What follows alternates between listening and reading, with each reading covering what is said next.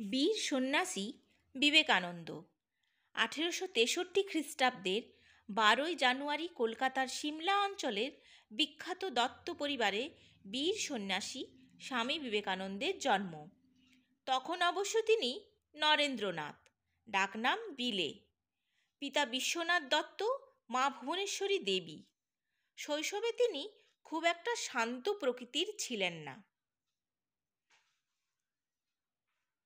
সুগঠিত দেহ, সুকণ্ঠের অধিকারী এবং পরিশ্রমী ছিলেন তিনি।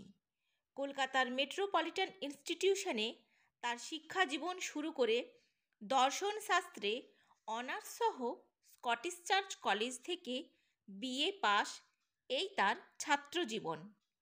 এই সময় থেকেই প্রকৃত সত্য দর্শনের এক গভীর আকাঙ্ক্ষা ছিল বিবেকানন্দের।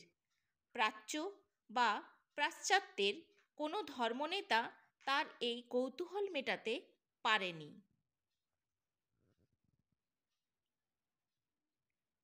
অবশেষে দক্ষিণেশ্বরের কালী সাধক নিরক্ষর ব্রাহ্মণ শ্রীরামকৃষ্ণ পরমহংসদেব তাকে বললেন, আমি তার দেখা পেয়েছি, তোকেও দেখাতে পারি। সেদিন থেকেই আমরা এক নতুন বিবেকানন্দকে পেলাম।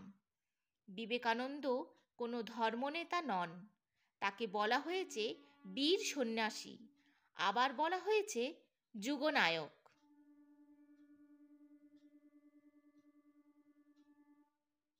মানব সেবায় যে ঈশ্বর সেবা, মানুষের মধ্যেই যে রয়েছে ঈশ্বরের অস্তিত্ব, এই বিশ্বাসকে প্রতিষ্ঠা করার কৃতিত্ব বিবেকানন্দর। 1893 খ্রিস্টাব্দে আমেরিকার শিকাগো শহরে বিশ্ব ধর্ম সম্মেলনে কয়েক মিনিট বলার সুযোগ পেয়ে সম্মেলনে উপস্থিত দেশ বিদেশের মানুষের হৃদয় জয় করে নিয়েছিলেন। এইভাবে বিবেকানন্দ ধীরে ধীরে কেবল বাংলা বা ভারত নয়, সারা বিশ্বের একজন হয়ে উঠলেন।